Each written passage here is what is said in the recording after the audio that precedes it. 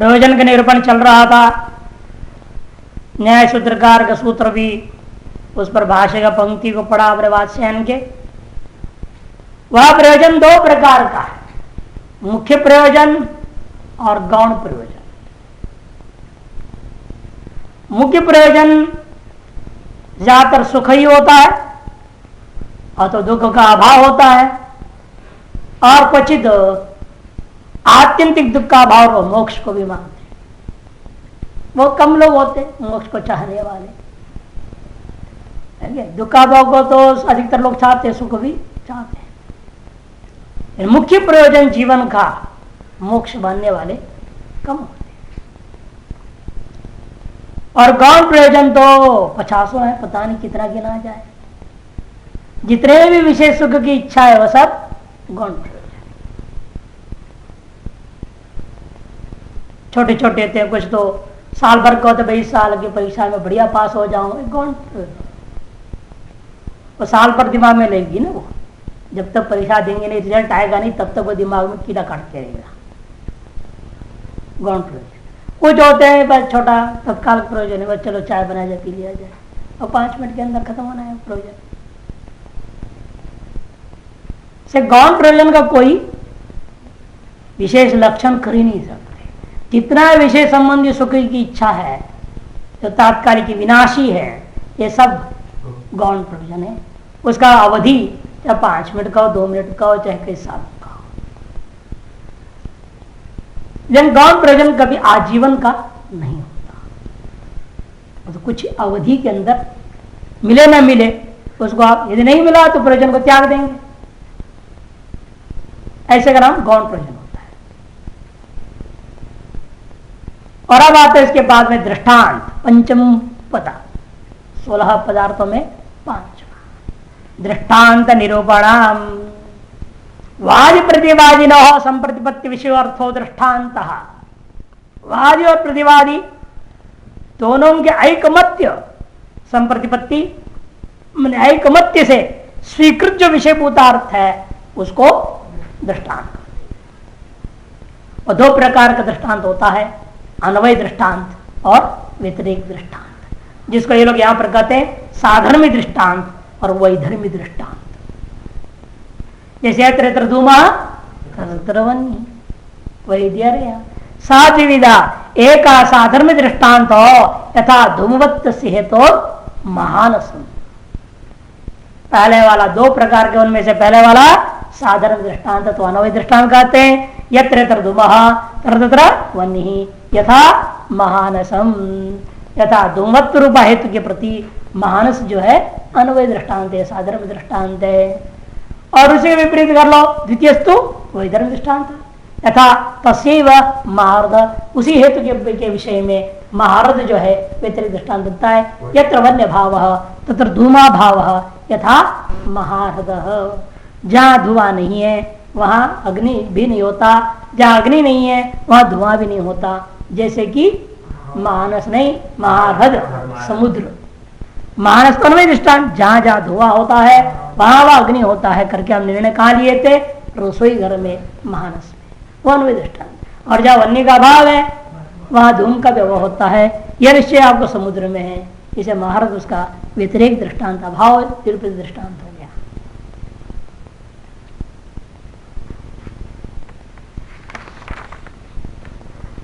सिद्धांत निरूपण, छठा पदार्थ है सिद्धांत।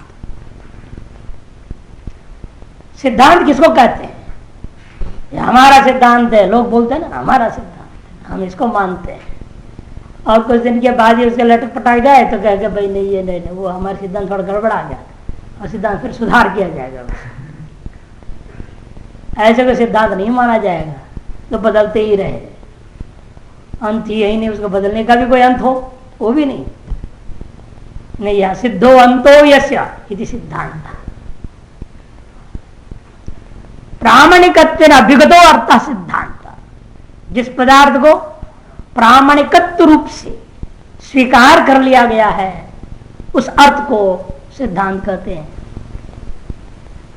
प्रामाणिक रूप में स्वीकार कर लिया, अपने में दर्शन में ही सही, एक ऋषि ने कहा और अपने मत में उसकी परंपरा में उसके शिष्य लोग सभी ने स्वीकार कर लिया प्रामाणिक रूपेण, वो उनके लिए सिद्धांत है। ये जरूरी सभी स्वीकार कर रहे तभी, ऐसा अर्थ नहीं। और क्या, प्रामाणिक रूपेण स्वीकार कर लिया लोगों ने। वह इसने 4 प्रकार का है। सचतुर्धा, सर्वतंत्र, प्रतितंत्र, अधिकरण, अभ्युपगम, सिद्धांत भेदात। सर्वतंत्र सिद्धांत भेद, प्रतितंत्र सिद्धांत भेद, अधिकरण सिद्धांत और अभ्युपगम सिद्धांत। सिद्धांत सब सच जोड़ेगा। सर्वतंत्र, या तंत्र शब्द कर शास्त्र है, सर्वशास्त्र स्वीकृत सिद्धांत। कुछ ऐसे सिद्धांत होते हैं जो सभी मानते हैं, सभी मानते हैं धर्मी नाम का है। वो धर्मी का नाम कोई ब्रह्म कहेगा, कोई आत्मा कहेगा, ये कहेगा, उसकी इतनी संख्या, उसको 2 कहेगा, कोई 50 कहेगा। लेकिन धर्मी तो सभी मानते हैं, है कोई तत्व है, सभी सत्य को मानते हैं। कोई नहीं बोलता झूठ बोलना परम श्रेष्ठ धर्म है, ऐसे कोई दर्शन वाला नहीं कहा, कोई धर्म नहीं, कोई शास्त्र। सर्वशास्त्र सब सामान्य स्वीकृत है, सत्य बोलना धर्म है, अहिंसा परम धर्म है। कोई सामान्य बात है जो सभी शास्त्रकारों ने सामान्य रूप में स्वीकार कर लिया, उसको हम कहते हैं सर्वतंत्र सिद्धांत, सर्वशास्त्र स्वीकृत। और प्रतितंत्र सिद्धांत, प्रतितंत्र सिद्धांत स्वयं दृष्टांत पर देंगे, मूल में ही आ रहा है, जिसमें एक ने माना और दूसरे ने उसका विरुद्ध बोल दिया, और एक और ने हमारे जैसे मान लिया, बराबर स्वीकार कर लिया। जैसे न्यायिक बोल रहे हैं, उसको जैसे मन को आकाश इंद्रिय है, वैसे स्वीकार कर लेता है, दोनों मान लेते हैं।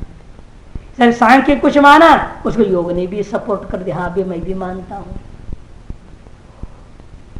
इसको प्रतितंत्र सिद्धांत। मीमांसा कहते कुमार भट्ट जो, उसको अधिकतर वेदांती मान लेता है, तो कहेंगे चलो भाई ये दोनों एक सा हो गए, प्रतितंत्र सिद्धांत आ जाएगा उसको। और अधिकरण सिद्धांत तीसरा आता है, अधिकरण सिद्धांत। उसमें एक बात को सिद्ध करने में से अन्य बात स्वतः सिद्ध हो जाते हैं।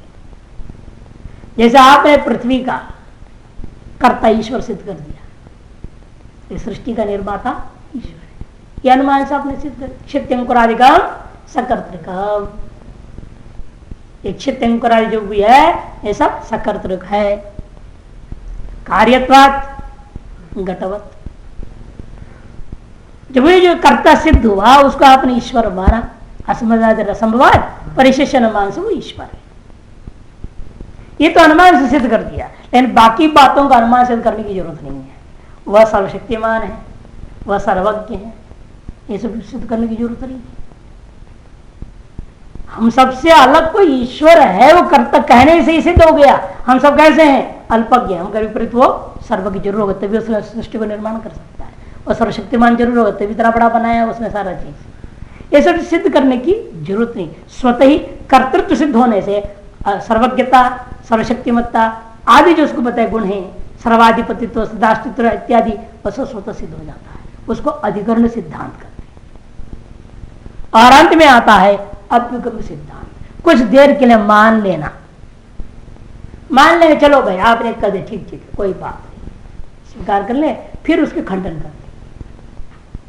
कुछ देर के लिए शास्त्रार्थ के लिए क्या होता है, अगला कह रहा है शब्द नित्य है, हम मान रहे शब्द नित्य, लेकिन शास्त्रार्थ करना है। मैं बोलते रहूं मैं शब्द नित्य हो गया, शब्द नित्य ऐसे बोलते रहे काम नहीं चलेगा। तब कहेगा ठीक है भाई आप जो कह रहे हैं शब्द नित्य है, मान लेते हैं। हाँ, लेकिन ये बताओ आप किस हेतु से नित्य सिद्ध करते हो? प्रेम से पूछा जाएगा, अब क्या अनुमान है, किस आधार पर सिद्ध करते हो?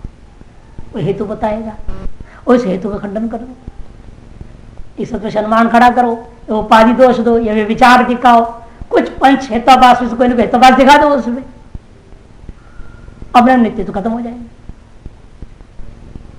इससे शास्त्रार्थ या आरंभ में प्रतिपक्ष की बात को कुछ देर के लिए स्वीकार कर लेने का नाम अभ्युपगम सिद्धांत।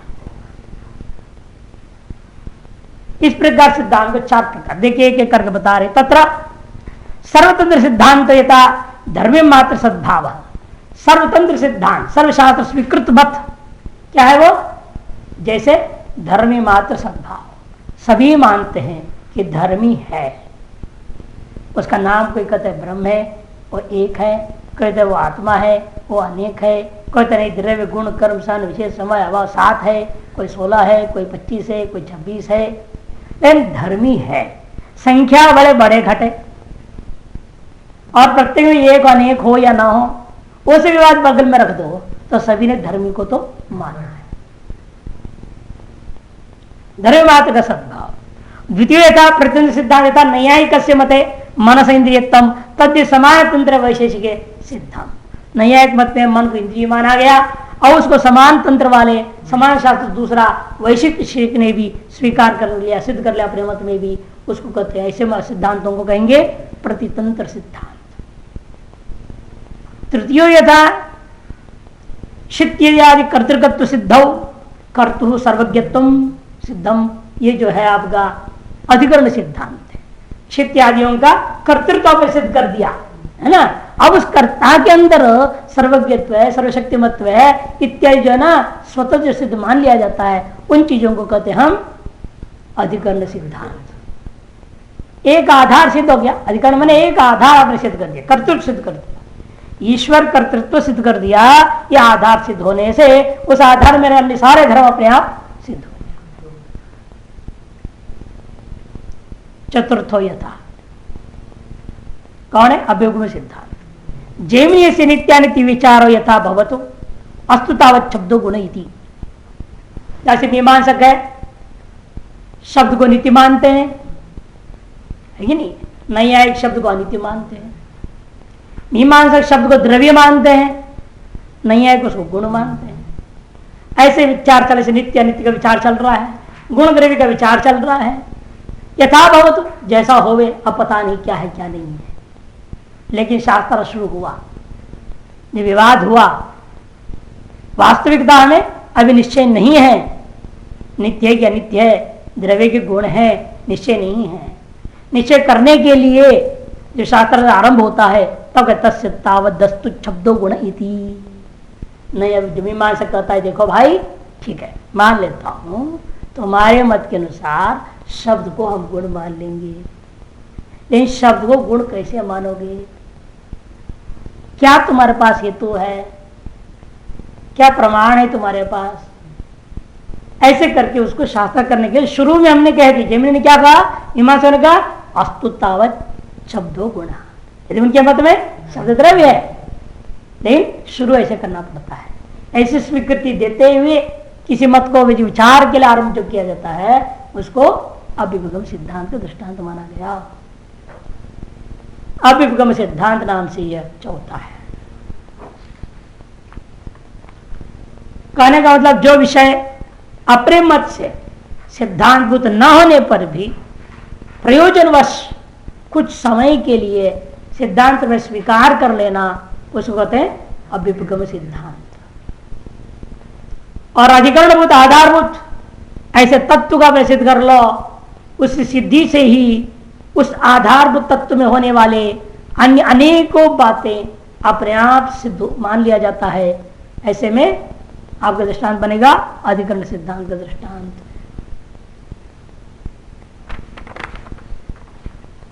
अब आता है अवयव निरूपणम, सातवां तत्व है अवयव। अनुमान वाक्य से गदेशा अवयवाह, अनुमान वाक्य का एक देश जो होता है उसको अवयव कहते हैं। यहां कपड़े का अवयव धागा या घट का अवयव कपाल, उसे लेन देन नहीं है। यह अनुमान के पंचावयों से मतलब है। जिसे कहते हैं अनुमान वाक्य का एक देश का नाम अवयव होता है। तेज प्रतिज्ञा आदि पंच, वो कितने अवयव होते हैं? हमारे मत में प्रतिज्ञा आदि 5 होते हैं। कहते 5 क्यों मानते हो जी? तथा न्याय सूत्र, क्यों हमारा न्याय दर्शन का सूत्र में लिख दिया है गौतम महर्षि ने 5 का नाम। प्रतिज्ञा है तो उदाहरणोपनिगमनान्वयव निगमनानी अवयवाः कर दिया, 1-1-32 न्याय सूत्र। तत्र उसमें प्रतिज्ञा का लक्षण क्या होगा?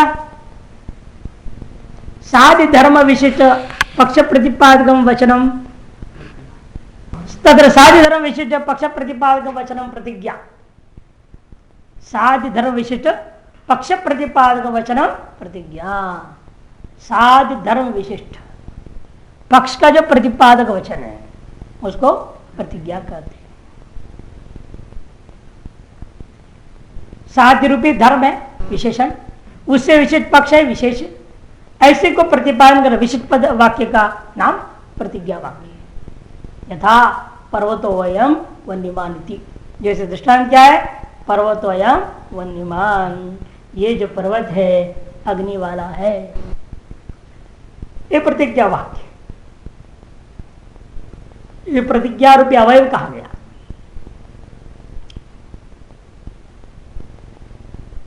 तृतीयांतम पंचम्यंतम व लिंग प्रतिपादक वचनम हेतु, तृतीयांत हो चाहे पंचम, लिंग का प्रतिपादक वचन का नाम हेतु होता है। तथा धूमवत्वेन अथवा धूमत्वाद इति वा, धूमत्वेन कहो या धूमत्वाद कह दो, पर्वतवनिमान धूमत्वाद इसमें कह सकते हैं। तो धूमत्वाद के हेतु हो गया, ये अवयव हेतुवाचक अवयव है।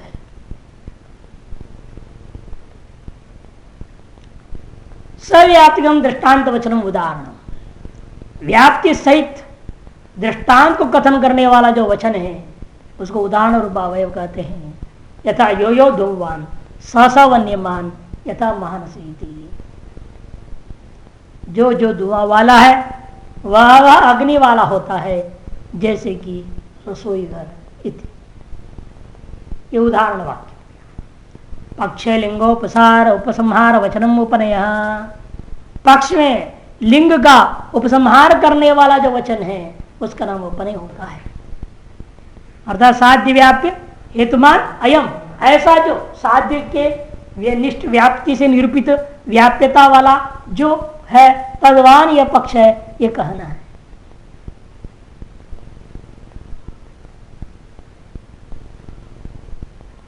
जैसे वन्य व्याप धुआंश अयम इति, वन्य धुआं वाला यह है। तथा चयमिति वा, अतः ऐसा भी लिख सकते तथा चयम, जैसा मानस है वैसा यह पर्वत भी है। पक्षे साध्य उपसंहार वचनम निगमनम, पक्ष में साध्य को उपसंहार करने वाला वचन का नाम निगमन है। यथा जैसे तस्मात् अग्निमान इति, अतः तस्मात् तथा, इस प्रकार से बोल सकते हैं। एते च प्रतिज्ञादि पंचानुमान वाक्य से अवयवा इव अवयवा, इसलिए अवयवा इव अवयवा, जैसे घट के अवयव होते कपाल, वैसे इनको भी अनुमान के अवयव के समान अवयव मान लेना है। न तो समवाय कारण, जैसे घट का अवयव कपाल क्या है समवाय कारण है, वैसे ये नहीं समझना अनुमान के समवाय कारण हो प्रतिज्ञा हेतु वगैरह, ऐसा अर्थ नहीं लेना है। शब्द से आकाश में तो उल्टा यहाँ पर, बल्कि शब्द आकाश में समय समझ होता है, इसलिए आकाश इन सकल, क्योंकि जितने भी वाक्य है इसके क्या है शब्दात्मक है, और शब्द का समय कारण कौन होता है हमेशा आकाश ही होता है, कोई अवयव नहीं। इसे कहते हैं शब्द से आकाश समेतत्व, आकाश उसका समय कारण होता है।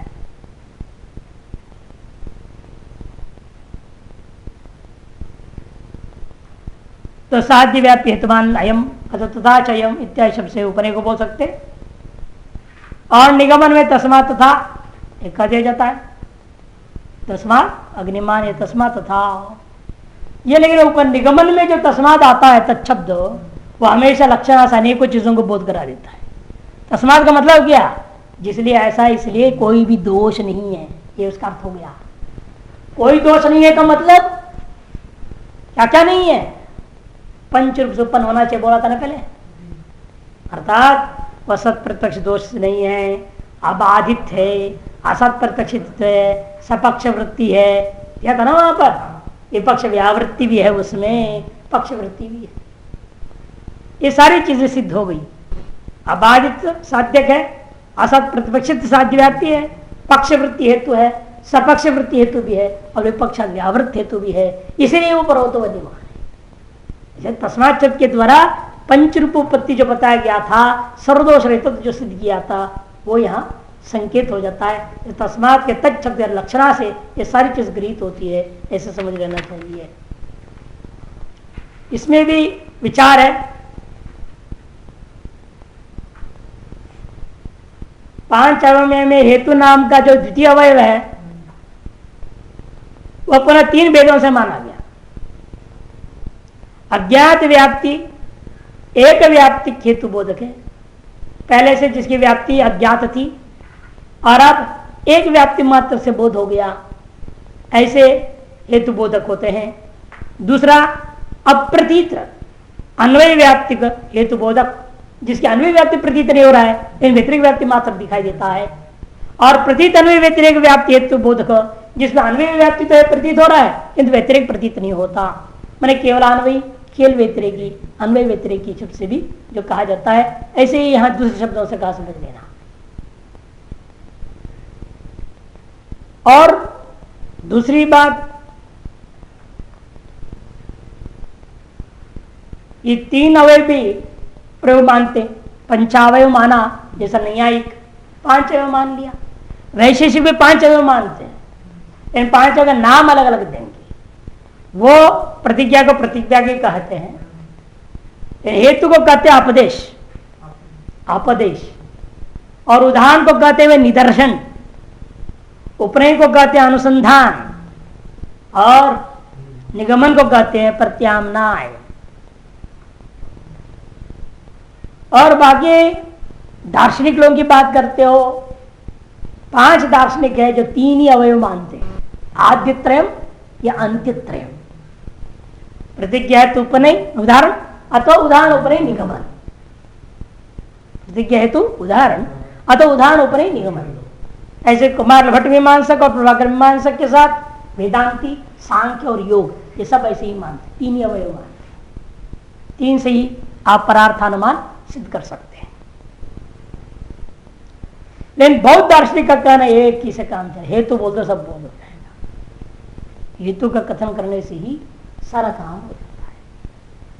और कुछ बौद्धों का कहना कि नहीं, हेतु के साथ दृष्टांत भी चाहिए, दृष्टांत के बिना व्याप्ति आदि ठीक ठीक पकड़ में नहीं आता है। हेतु और दृष्टांत दो अवयवों को ही अनुमान का विषय मानते, अवयव मानते हैं, ऐसे प्रमाण वार्तिक ग्रंथ 128 में कहा गया है। इसी प्रकार जैनी लोग, लेकिन वो 1 2 3 4 5 सब मानते हैं।